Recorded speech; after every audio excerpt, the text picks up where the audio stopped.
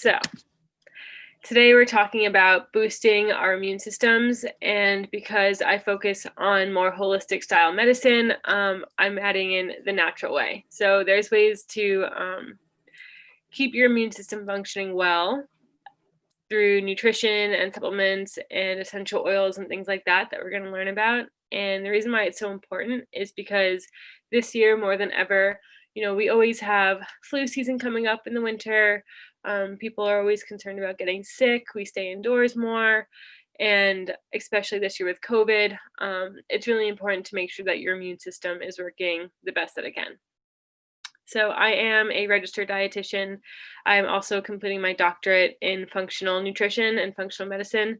So that is my background. I'm really passionate about health and everything. So feel free to ask me any questions at the end. If you have something that's really pressing, maybe just make a note of it so that at the very end we can go through it. Okay. Let's see. There we go. So your immune system is a complex network of cells, organs, and tissues that all work together to help fight infection and prevent disease. That's why it's so important for us to keep it strong. Without your immune system, you wouldn't survive very long at all. 70% of it is located in your GI tract. That saying, an apple a day keeps the doctor away. The reason why that saying is true is because apples are full of antioxidants and, they feed your gut. And if your gut is healthy, your immune system is going to be healthy, which is just another example of why nutrition is so important for our health, because everything's really connected and your GI tract plays a huge role for the rest of your body systems. For nutrition. So nutritional deficiencies can negatively impact your immune function. There are a lot of minerals and vitamins that are essential for your immune system to work properly. And some of these, there's a lot more than I listed here, but I just listed some of the main ones, which is like iron, zinc, your vitamins A, E, B6, B12, folate, which is another B vitamin, zinc, copper, iron, and selenium. When you look at the research, there is a lot of evidence for vitamin C, vitamin D, and some evidence for zinc. So those are like the main ones that we typically hear about, but that doesn't mean that those are the only ones. There are a ton of other vitamins that are important. One thing to note, though, is that even too much of a vitamin can damage the immune system. So you see these people that take a ton of supplements, and if they don't really know what they're doing, they can actually cause more harm than they are doing good. An example of this is zinc. If you take too much zinc, you actually lower your copper. It inhibits copper absorption. So this can cause issues because you do need copper for your immune system. A high intake of inflammatory fats. So things like, your French fries, your fried chicken, anything that's saturated fats, fried foods, trans fats, anything processed, that's going to cause impairment in your immune function. So it's going to weaken your immune system. A high intake of fiber, so fruits and vegetables, especially from citrus fruits, actually helps to boost your immune system because it improves your intestinal barrier. So the better that your intestines are, the more healthy they are, where there's no gaps in between the cells, less things can go through your intestinal barrier, which helps your immune system so that it doesn't have to fight as many diseases and pathogens off. A good thing to remember is to choose a diet in whole foods with lean protein and omega-3 fats. I always also recommend to purchase organic as much as possible, which we'll talk about in a second, why that's important. So toxins, this is where the organic comes in. We want to reduce the amount of toxins that we're exposed to. The more toxins that you expose yourself to, the more strain you're putting on your immune system to combat those toxins. Non-organic produce can contain pesticides and other toxins that can really damage your health. They can also damage your GI tract, which kind of just breaks down all those barriers. When these toxins are consumed, they can cause some inflammation. Like I said just before, they damage your GI tract, and that also can put some stress on your liver, and your liver is a key organ for the immune system as well. Plastics can also be very damaging, so I always recommend people avoid purchasing foods that are wrapped in plastic or stored in plastic. pretty much anything you go into the grocery store, you can find it in a glass or a paper alternative from a different brand. So always look for those options with your produce as well. Purchasing ones that are not wrapped in plastic, and then not putting them in plastic bags when you purchase them. Taking your own bags, whether you reuse paper bags, whatever it is, or silicone bags, those tend to be a lot healthier. And animals. So animal products are extremely important to purchase, organic or like free range, grass fed, all of those things, because what happens is animals bioaccumulate toxins. So a lot of times we hear this term when we talk about fish, where you're looking at little fish that eat bigger fish that eat bigger fish. And those really, really big fish have a lot of mercury in them because they've been eating all the other fish that have contained mercury. It's the same thing with animal products. So we see, your cow is eating the corn, the grass, whatever it was, all of that has been sprayed with pesticides or other chemicals. And now it's getting into the cow and it's being stored in their tissue and you're eating that. So you get like a double whammy of those toxins. So any animal products are really important to try to purchase organic.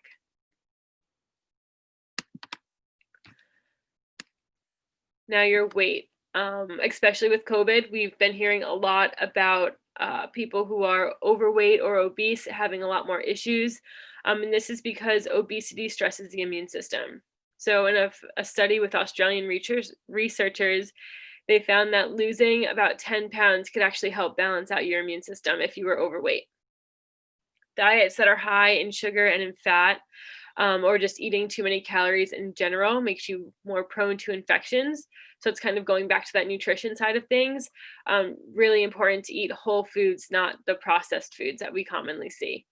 And also, if you are someone who's overweight, you're more at risk for diabetes, and increases in blood sugar cause oxidative damage, which affects your immune system and makes it very difficult for your immune system to function properly. Talking about the actual cells, this is some pretty high level stuff over here. So if you are kind of like, I don't know what these terms mean, that's totally okay. It's basically just different cells in your immune system, like your white blood cells, are important to do, various different things in your body, whether it's kill pathogens or release signals that say, there's something going on here, and drawing your body's forces to that area.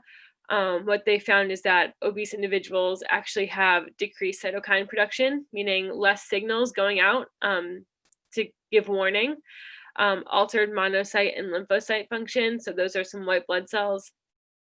Natural killer cell dysfunction. Those are the killer cells that keep you safe from pathogens. They also have reduced macrophage and dendritic cell function. Your macrophages are the cells that will actually eat any invader cells. So if you don't have a lot of those, you're at risk. And a decreased response to antigen and mitogen stimulation. So not remembering pathogens that come through and being able to fight them better the second time around. So you have a lot of issues with obese individuals and their immune function.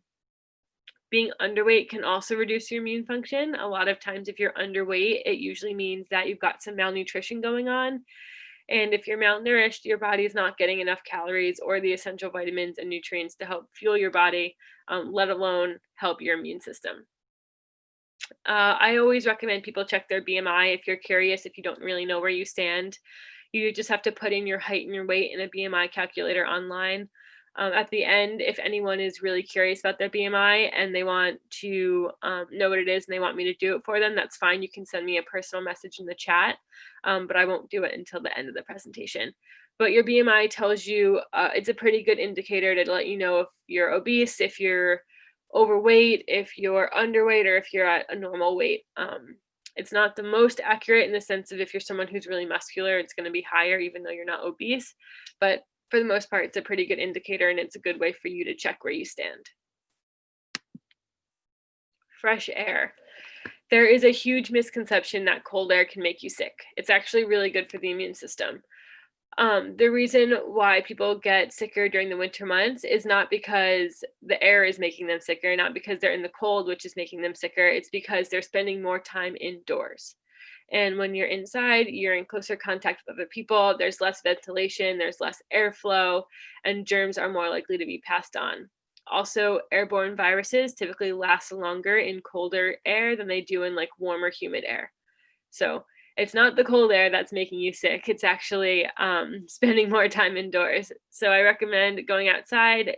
Some moderate cold exposure. It does not have any detrimental effects on the immune system. It's recommended that if you are cold, go ahead and bundle up, but definitely try to get outside every day, take a walk, have a window open, breathe in some of that fresh air because it's good for you. Smoking and alcohol. These are two huge risk factors that reduce your immune system. Excess alcohol consumption can really weaken your immune system. The healthiest alcohol to consume is red wine. But again, this is in moderation. So for women, that's about 1 glass a day. And for men, it's about 1 to 2 glasses per day. A good thing to note about this is just because you don't drink all week, but you have 7 glasses of wine on a Saturday night, does not mean that you're within your 1 glass a day. This does not compound over days to say, well, I only had 7 drinks this week. They all just happen to be on the same day. No, this is 1 glass a day and that's it. Smoking lowers your immune system. It induces toxic chemicals into your body and it damages the lungs, which makes diseases easier to get into your system. It also contributes to poor outcomes if you're sick. So you have a lot of respiratory complications. You're not going to be able to breathe as well as someone who isn't a smoker. And these are all really important if you think about any of the sicknesses that you typically get in the winter, like upper respiratory infections like the flu, even COVID. We're seeing a lot of like pneumonia and things like that associated with it. So it's really important that if you are a smoker trying to quit, and if you don't smoke, don't start. So avoid smoking and limit alcohol consumptions to the recommended amounts. Exercise. Exercise is good, but strenuous exercise and really hard training actually lowers your immune system. So it's recommended that people exercise with medium intensity because that can promote your immune system function and help you fight against different infections and cancers, but you don't want to overdo it. So it increases the number and function of those natural killer cells, which I said kind of attack the pathogens in your body. So those are important. And on the total opposite side of the spectrum, a sedentary lifestyle, what I like to call the couch potato lifestyle, that can also predispose you to illnesses and viral infections. So you kind of have to find that sweet spot. When we talk about strenuous exercise, this is like your Olympic athletes, people that are training every day, twice a day, really overdoing it. If you're running, 10 miles a day every day, you're probably a strenuous exerciser. Medium exercise is your 5 times a week, 30 minute to an hour long intervals, getting your heart rate up, but not overdoing it. It also has some overall general health benefits that can improve your immune system, such as like decreasing depression and anxiety, which is important because people who have depression or anxiety, stress, that's like internal stress and mental stress, lowers your immune system, which we'll talk about in a second. But using exercise to decrease those can decrease your level of stress, which inherently helps your immune system as well. Sleep. Lack of sleep is damaging to the immune system. There has been so many studies done on sleep, and pretty much all of them agree that sleep is necessary. If you don't sleep, there's been some really disturbing findings in studies of people who have been sleep deprived. But what they also found was that not getting enough sleep, it makes you more susceptible to getting sick and reduces your rate of recovery from being sick. So people who sleep more, get their adequate amounts of sleep, get less sick throughout the year, and they also recover faster if they do happen to get sick. Your immune system releases proteins called cytokines during sleep. These are used to fight infection, inflammation, and stress. So if you don't have the sleep, you can't produce these cytokines, and then you're less protected against inflammation, infection, and overall stress. Infection-fighting antibodies and cells are reduced during periods when you don't get enough sleep. So it really just sleep is very important for your immune system to reboot itself. Adults typically require 7 to 8 hours of sleep a night. Children require more, 9 or so hours, 9 to 10. If you have difficulty falling asleep, something that's really pretty safe to take, I would always recommend you speak to your doctor before you start anything. But generally, that's safe is about 3 to 5 milligrams of melatonin before bed. A lot of people have seen really good results with that. For stress, there is physiological stress and psychological stress. Psychological stress, which is like your anxiety, depression, those types of things, can really induce immune suppression in healthy people. So even though you could be the healthiest person ever, if you are struggling with anxiety and depression, your immune system is not going to be working as well. It increases your risk for upper respiratory infections and relapses of viruses such as mucosal herpes. So if you're someone who gets cold sores, you've probably noticed that when you get really stressed out, a cold sore pops up, which is the last thing you need when you're stressed out. But that's how that works, is you get stressed out, your immune system is suppressed, and then these viruses that are stored in our bodies take advantage of that and they show themselves. Studies have shown that risks of infectious diseases are higher in people with psychological stress. Some things you can do to combat stress are like Tai Chi, yoga, meditation, breath work. These are all really powerful techniques. If you are someone who's religious, attending church can be a spiritual experience that can help lower stress. But I recommend daily practice for everyone. Even if you just do 5 to 10 minutes a day, whether it's sitting and breathing, listening to your favorite audiobook, listening to a meditation, doing some yoga, whatever it is, this is really important, especially as we're going to be inside more. With COVID, it can be very isolating. Making sure you get in that meditation or just stress reducing techniques every day. Far infrared sauna. This is something that I absolutely love. They're cool because a lot of people think sauna and they're like, oh, spa experience, I can't afford that, I can't do this. But infrared saunas are actually relatively cheap, and you can build them for about like $75. You could build one in your own home if you really wanted to. But the way that they work is that they raise the core temperature of the body through infrared lighting, and you don't have to have, it's not you don't sit in like a hot room. You just need the right lights in order to do this. It's similar to like a fever or exercise. So if you think about it, what your body does when it's exercising is trying to fight off bacteria, microbes, infections, all that kind of stuff. It gets really warm, right? You get a fever. And that helps to kill off the bacteria or whatever it is that's harming your body. So with the far infrared saunas, as it heats up your body, it's kind of like having a fever where it limits the pathogens that can actually survive. When the body's core temperature rises, your bone marrow actually produces more white blood cells, which gives your immune system an extra boost, because these are the cells that work to prevent infections. Studies have shown that people who regularly sauna are more than 65% less likely to catch a cold or influenza. So that's pretty cool. And then in an Austrian study, people who regularly took saunas, regular was considered like twice a week, had significantly fewer incidences of the common cold as well. So there's a lot of good research on saunas, especially like the far infrared saunas, which are, like I said, relatively cheap to make or buy. And they can be really beneficial for you. So now we're going to go into some supplements. I always say this in every single one of my talks. I am not recommending you go out and buy supplements right now and start taking them. You need to speak to your doctor, especially if you're on other medications or if you've had any surgeries or any underlying conditions, because supplements can have side effects, and too much of something is not better.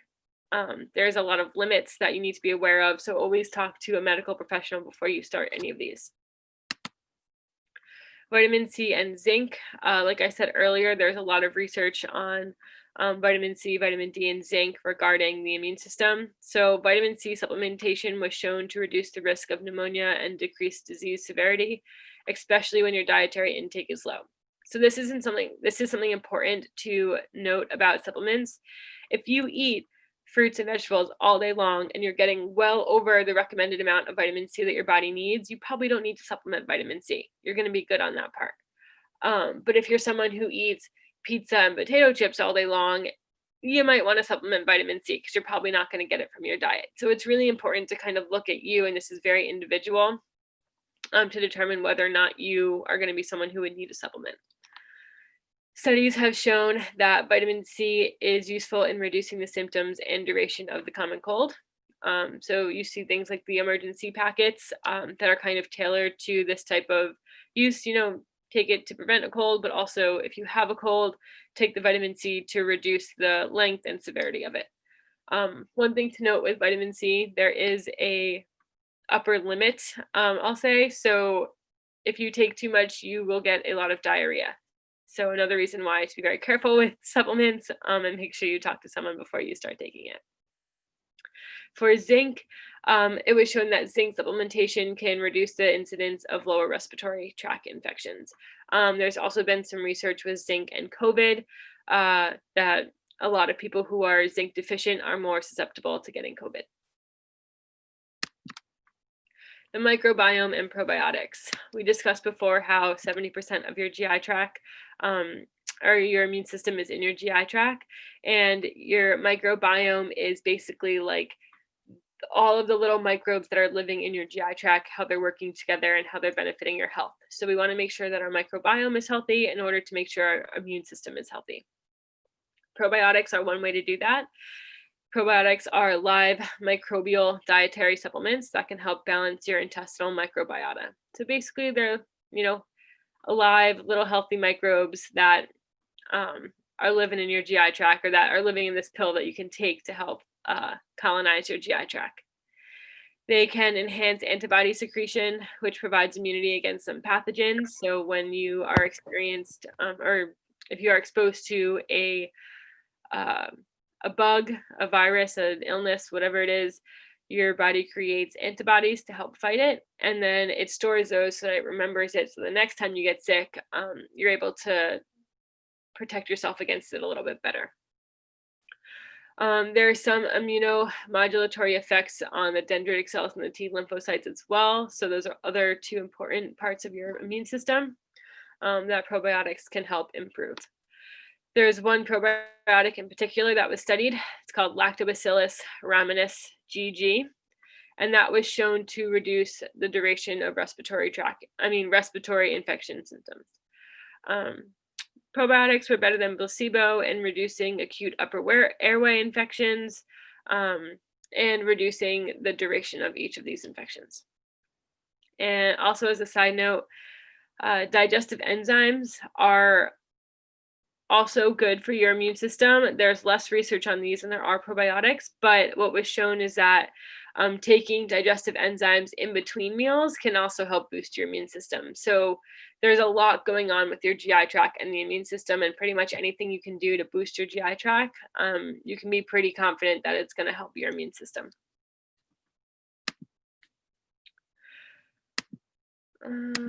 Ginseng is another herb. It's an herbal supplement.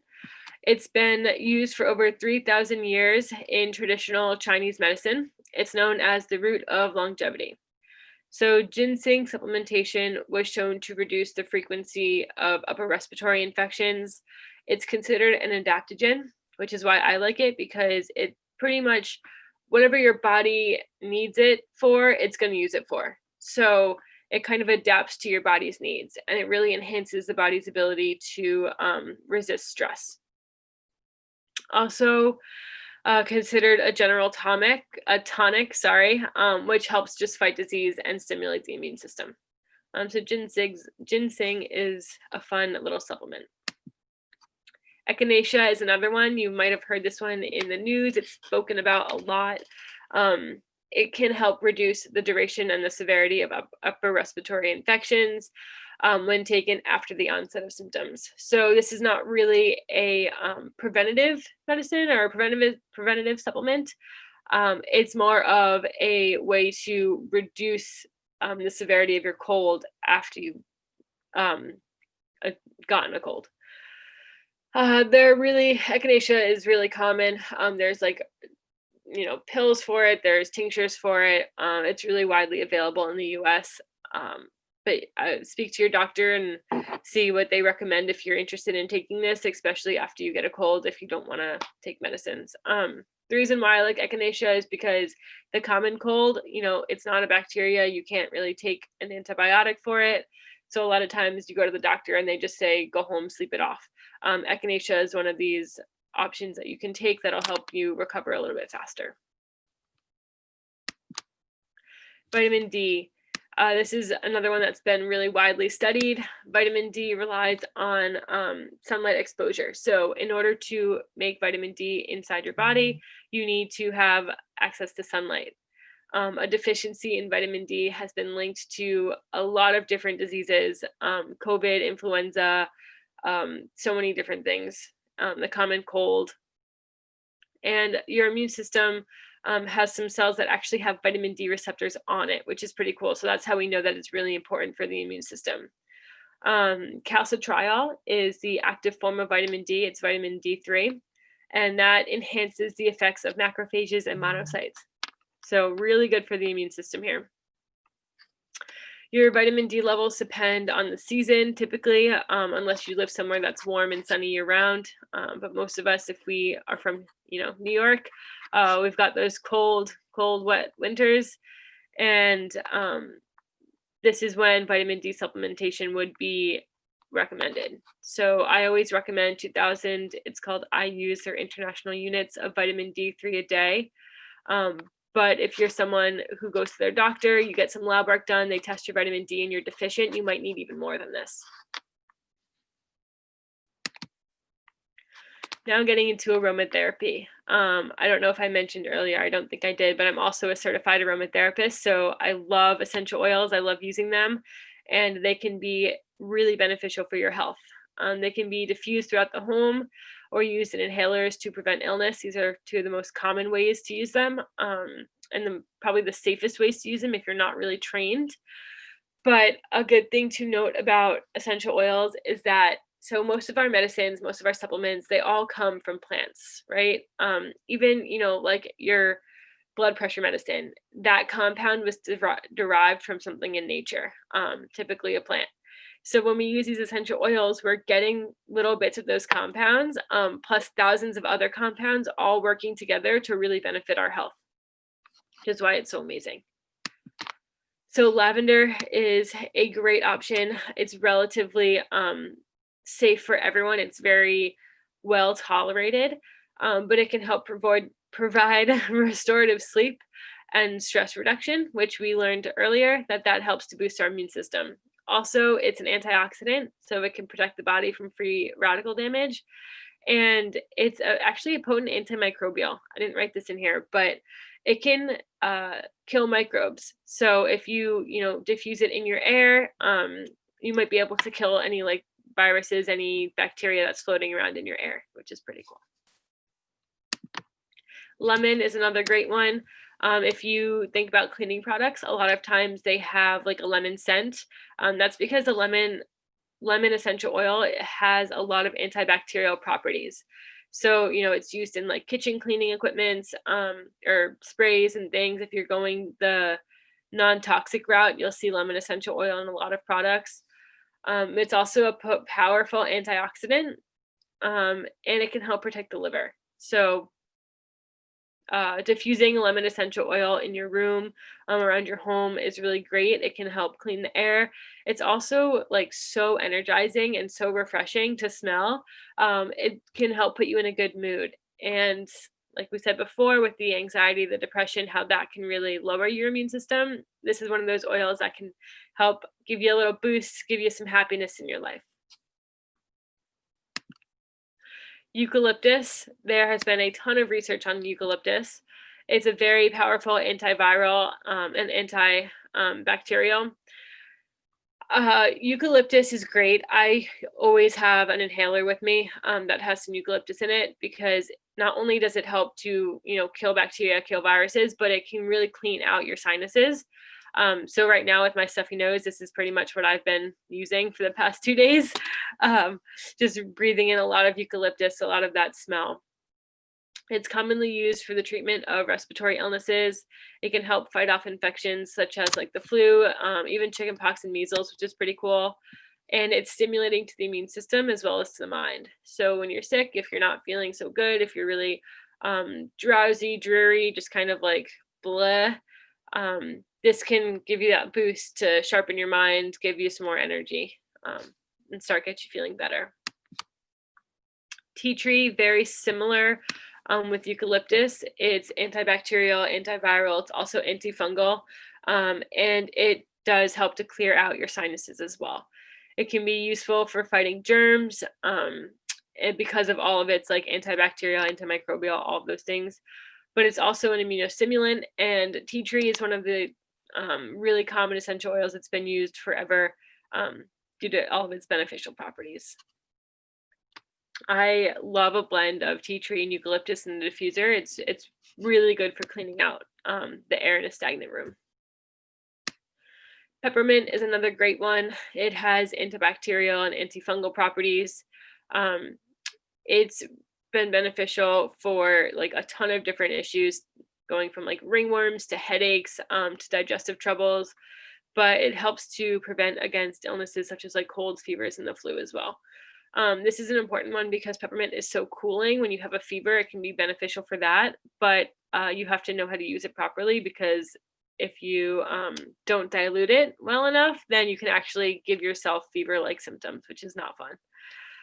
But it can really help perk you up when you're feeling sluggish, and the very bright oil can be used to clean the air if you're going to diffuse it, which is great. Rosemary is another one. This is really great for respiratory illnesses. So it has something called 1,8-cineol in it. That's a compound that's in there. And it's a or I can't think of the word. It helps to break up mucus in your lungs. So if you're smelling rosemary, especially if you've got like a lot of mucusy, like wet cough, that kind of stuff, rosemary is really good for that. You can diffuse it in your air. Make sure you're breathing it in, and it helps to boost the immune system. Clove is another great one. It's very antibacterial, antiviral, and antifungal. It's also a really powerful antiseptic, so it's very numbing, but it's been used to treat infections, the flu, and the common cold. It's a great option to consider in like blends, especially if you're going to use like clove, cinnamon, orange is a really good like Christmassy blend, and it has a lot of benefits when you diffuse it in your air for cleaning and getting rid of viruses and other bacteria. And last but not least, wash your hands, because we hear this a lot, but a lot of people don't take it to heart. The more you wash your hands, the better off you're going to be. We touch our face, we touch our mouth, we touch so many different things throughout the day, and all of those microbes are getting onto our hands. So just wash your hands. It's a really simple way to help boost your immune system.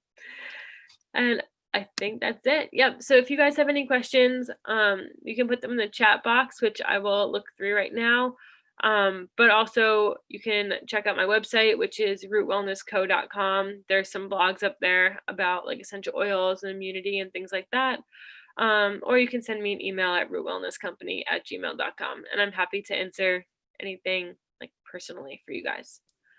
Let's see. There's a couple of questions I saw. Yeah. Let's see. Terrence has one. Often, how do you really know that's what's labeled as organic is organic? So this is a good question, because there's so many different labels out there that can be really confusing for consumers. What you want to look for is the USDA organic. That means that the companies have a lot of different procedures in order to ensure that the product is 100% organic. Unfortunately, there are a lot of like, if the wind blows and there's a Monsanto company or Monsanto farm growing right next door that's using all of these pesticides, and the wind blows and it gets on the organic crops, there's really not much that you can do about that. But for the most part, USDA certified organic is the best you're going to get. let's see, Carla has one. Are there foods that supply zinc without taking supplements? Yes, so most animal products contain zinc. There's sometimes you'll find like a bread product that might be fortified with it, but for the most part, it's like your animal products like steak, chicken, those types of things. We have one from Joyce. Is kombucha tea good for your immune system? So kombucha it's fermented. So yes, it's good for your GI tract. So inherently, it's going to be good for your immune system. But you just have to be careful because some people, if you have like overall like a yeast infection or things like that, sometimes the kombucha, because it's a fermented food and it has that like starter culture, it can be damaging for some people, especially if you have like candida or a history of other yeast type infections like that. But for the most part, it's good.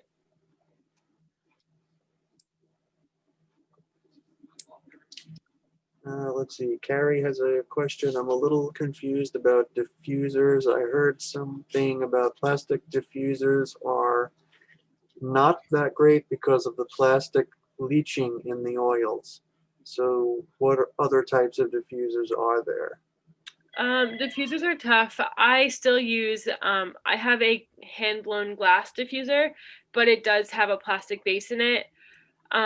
There's some, I also have one that I got in Australia. It's a piece of wood that has some holes in it, and you put the oil in there, but you can only use one oil with that. It's really up to you. I like inhalers. If you give me 1 second, I think I have one that I can grab to show you.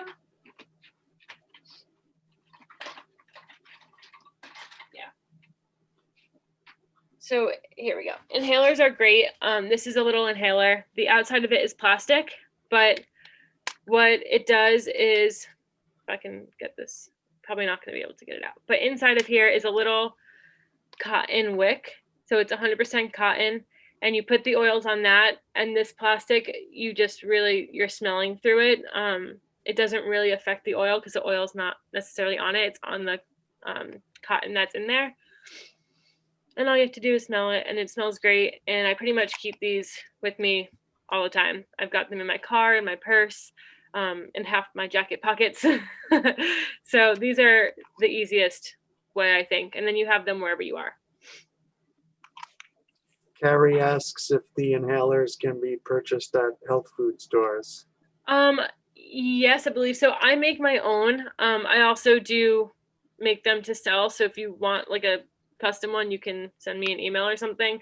But they're really easy to make on your own too. So if you're interested in essential oils, you can go on Amazon or online and look up inhaler essential oil inhalers, and then you just buy whatever oils you want to put on there. The reason why I recommend people make these on their own over other essential oil products is because you're not putting this on your skin and you're not putting it inside your body, which means you don't have to dilute the essential oils. So it's very easy to make, even if you have no clue, really what you're doing. Does that make sense?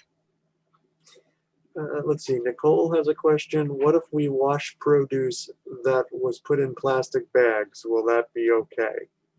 So washing produce is tricky because if you think about like plastics and you think about pesticides and things like that, they're typically oil based. And the issue with that is that it's not going to come off with just water. Sometimes you can find like there's some good companies out there. I don't know the brands offhand, but they make like fruit and vegetable wash that is more of like a soap that's totally safe and edible to wash your produce on. But the best is, purchasing organic as much as possible and not using plastic. Let's see. Marianne asks, can't you just inhale from essential oil bottle? Yeah, you can. And even if so the thing with that is you can't really have blends unless you have a pre-made blend, but you can hold like 3 or 4 different bottles up to your nose too, and smell all of them at the same time, and you get all of those benefits. But yeah, you can carry around, like I carry around lavender in my purse as well. I use it on my skin. I smell it. It's a really good cleaner as well. So yeah, you can definitely just buy the bottle of oil and smell it from the bottle. That's totally fine. Carrie asks, what are the best sources of ginseng in pill form or commercial teas or some other sources that are organic? Yep. So teas are great. Organic teas, just making sure, sometimes the tea bags are actually made of plastic, which is so upsetting. But looking for a good brand that doesn't have like a polyester type of tea bag. Looking for like a cotton one. But teas are great. They're really safe compared to like a supplement. But if you're looking for a supplement, I would recommend, I like Gaia herbs a lot. They do a good job with like ginseng and some of the more Indian and like Ayurvedic herbs. So Gaia herbs would probably be a good one. But teas are going to be the safest route. Let's see. Nicole asks, is it necessary to buy organic for all produce? And she gives, for an example, do bananas need to be organic? So with produce, it's expensive to buy all organic. I personally don't, and I would love to, but it's sometimes it's not feasible. So what I recommend is if you go to the Environmental Working Group, check out their website. They have something called the Clean 15 and the Dirty Dozen. So the Dirty Dozen is the most important. This is like your 12 foods that have the most pesticides on them. And this gets updated periodically because they do testing, every couple of years. So looking at the Dirty Dozen, and if you're going to go to the grocery store and you're buying any of those things, make sure you get organic for those. The Clean 15 are like you never really need to buy organic. You don't have to worry about it. Produce, if that helps. Let's see. Does anyone else have any questions, or anyone want to use the raise hand feature? By all means, please do. Yeah, I'd like to know what the name of the group is that has the Dirty Dozen and the cleaner. I'm going to put it in the chat. It's the Environmental Working Group. Environmental Working Group? Mm-hmm. Oh, okay. Their website should be ewg.org, I believe. You can try that. But if you type in Environmental Working Group, like Clean 15 or Dirty Dozen, there's going to be the website that just pops right up. It's very popular. Okay. Because I'm a little skitsy with that. Sometimes I buy organic, sometimes I don't. It's okay. It's really hard too because that list changes. So I actually have like there's an app. It's called what is it called? It's called Healthy Living, and it's by the Environmental Working Group, where you can, it gives you some information, but you can also like scan some of your food items, like the barcode, and then it'll tell you like if it's really toxic for you, if it's got like a lot of chemicals in it, or if it's more okay and it's fine. So sometimes I bring that grocery shopping because it just helps a little bit. But it's hard. There's so many foods out there. The information changes all the time. So if you're not, keeping up with it regularly, which who really has time for that, it can be very confusing. Excuse me, can you say anything about cheeses? Yeah, so cheese is it's kind of similar, like what I said about, the animal products, how if the cow who made that milk, that was now turned into cheese, was eating a ton of like pesticide foods, given a lot of antibiotics, hormones, that kind of stuff, like that's going to be damaging to your health. So the best thing to do is looking for like organic as much as possible, which is pretty hard to find around here, honestly, but going to like a local farm, like I know Goodale Farms, I think that's in Riverhead, they have cheeses. So something like that's going to be a little bit healthier. You kind of know where it's coming from. You could probably meet the cows if you really asked, that type of stuff. Thank you. You're welcome. We have a question from Peyton. What is the best way to know if you should be taking supplements? Currently taking zinc, vitamin C, D3, and K2, but I also eat pretty healthy, so I'm sure I'm not getting enough, but it might be a good idea to take these in addition based on what I've read. Should I get my levels tested? Yeah, I would definitely, like, if you have access to a primary care physician who's really good and, you know, will test your levels, that's great. Vitamin C, you can't really, it's not super accurate to test that just because it's water soluble. So you're going to end up peeing out what you don't need anyways. But vitamin D, definitely get your levels tested, and you can probably test for zinc as well. And they'll be able to see if you really need those supplements or not. It also, like, if you really want to keep taking them, you can go to every other day and just see how you feel. You know, if you don't have any weird, like, you're really tired or feel like you need, something changed where you think you need them, then try taking them every other day. Because a lot of times, if you eat really healthy, you don't need too many supplements. Or the other option is to just get a multivitamin that has all those in there. I believe Pure Encapsulations 1 is, I'll write it down.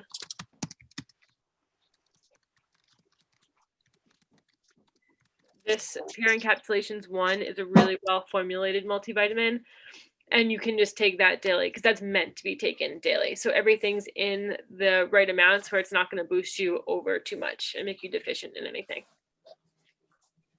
I have a question from Nicole. Do you recommend taking trace minerals in liquid form? Yeah, that it depends. As long with minerals, yes, liquid form is fine. I don't have an issue with like liquid form. The more thing is that you want to make sure whatever combination you're taking it in, it's just not like super high in any random mineral, because sometimes, unfortunately, what we see with like multivitamins and multiminerals, they will just have like these wacko dosages of like random things, and you're like, what? Like, why would you ever take that much of this? Or like, why is that in such a high amount? It's gonna make you not absorb, all these 4 other things.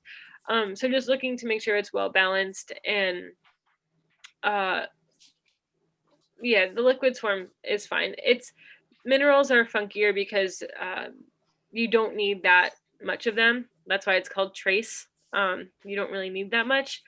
But if you're concerned that you're not getting it from your diet, then you can supplement that as long as it's formulated correctly. We have a question. What is the best fish and what is the worst?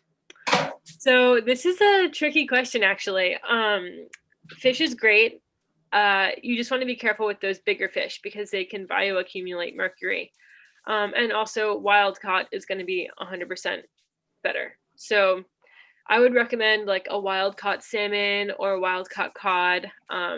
But with the salmon, you don't want to be eating it every single day because of the mercury.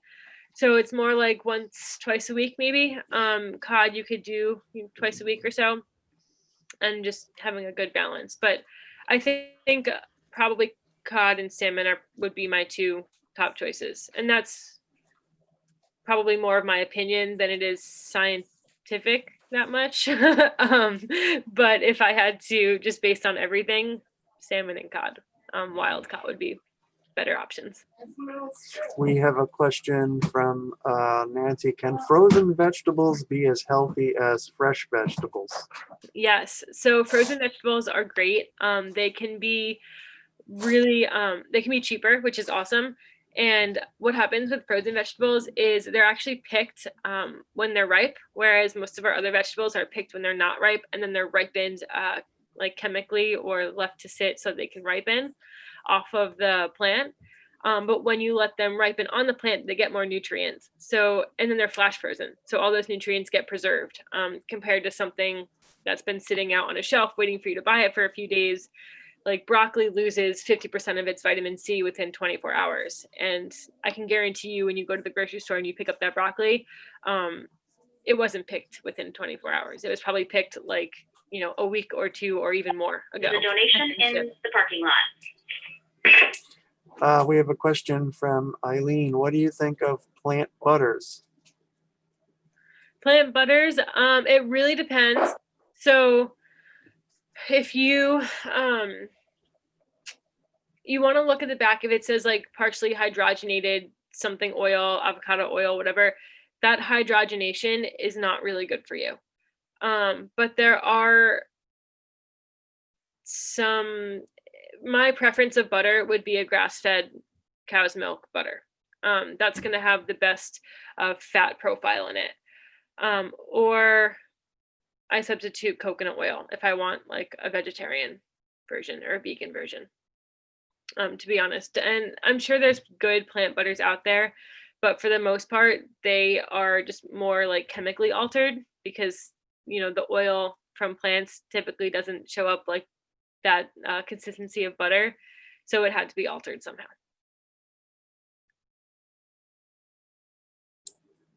Well, I thank you for this wonderful presentation, and thank you everybody for zooming in and the fantastic questions. There'll be another presentation on November 5th at the same time at noon. This is going to be the healing power of crystals, using crystals. There's a lot of new information out there, and I've come across people who've actually utilized a lot of different types of crystals for various jewelry forms, pendants, and they also, there's a they what will we say, calming power. There's a calming power of some. So Dana's going to be conducting that presentation on November 5th at noon. And also, Dana will be back on the 19th of November with healthy snacks, because we all like to have some snack, especially if we're watching our favorite show. But a lot of the snacks that are out there that we see in the store could be like salty or, you know, very fatty. But there are some nice things out there. One thing I can tell you that I learned, you can put kale in the oven and make your own nice little kale chips, which are very good. But there's a lot more out there that you can that you could do. And we'll learn about that on November 19th at noon. If anybody wants to register for those, I have registration open on Eventbrite, or you can go to the East Hampton Library's homepage and register there, or you can email reference at easthamptonlibrary.org and I'll gladly sign you up for the events. So thanks again, and we're looking forward to future events. I have one more question from Carrie. Yes, broccoli loses 50% of vitamin C within 24 hours. So yeah, when broccoli is picked, that vitamin C diminishes like by 50% within 24 hours or so. So it's not, the good thing about it is broccoli has a ton of vitamin C. So you're still getting a good amount of vitamin C when you eat it. But yeah, it rapidly depletes after being picked. And then Terrence says, yeah, organic products are really marked up, but if it's USDA organic, then that farm has gone through like, I think it's like 5 to 10 years of organic farming before it can even get that sticker. So they've put in all the work. You know, it is marked up, but you are supporting that farmer who has probably lost a lot of crops trying to farm organic for, you know, so many years just to get that sticker. You know, they're not using the pesticides, they're not doing that like quick fix, let me just throw all this toxins on my produce so that they'll grow better or bigger or faster. And like same thing with like the yields. Organic means that it's non-GMO as well. So an organic farmer is going to have a lot less yields, which is why they have to mark up, unfortunately. Was there any other questions before we sign off? No. Okay, well, thank you all so much for listening. I am excited for the upcoming talks with you guys. We'll see you on November 5th. Until then, stay healthy and be well. Thank you so Thank much. you. Bye, guys. Bye.